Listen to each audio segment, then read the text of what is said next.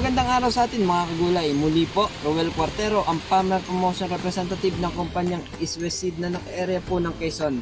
At this time po, nandito tayo sa taniman ng pipino kung saan nakatanim yung ating pinakabagong variety. Pinapakalala po natin si Legacy F1.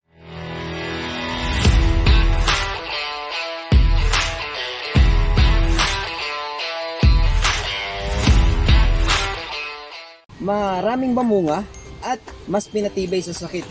Opo, kasi si Legacy F1 early maturing kung saan 38 to 43 days maaari na tayong makaharvest. At yung kanyang plant vigor ay very strong. Kitang-kita naman po ninyo na napakabulas at napakatibay ng ating Legacy F1. Yung kanyang fruit color, mapapansin nyo, medium to dark green. So ganun po yung kulay ng ating Legacy F1. At yung kanyang fruit length o yung kanyang haba ay umaabot po ng 18 to 20 cm. So yun po yung kanyang haba.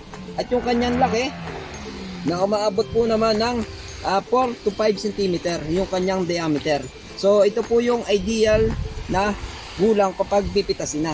At siyempre yung pinagmamalaki po niya yung intermediate resistant niya sa sakit na downy mildew at Gemini virus, kung saan yung ating Legacy F1 lang yung natatanging pipino na may resistance sa ganong sakit.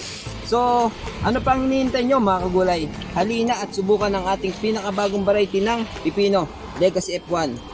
So muli po, Roel Cuartero, ang Farmer Promotion Representative ng kumpanyang East West Seed na naka-area po ng Quezon. Kung nais nyo po akong tawagan o i-text, nandito po ang aking numero, 0946-093-9380. Keep safe at happy farming po sa ating lahat.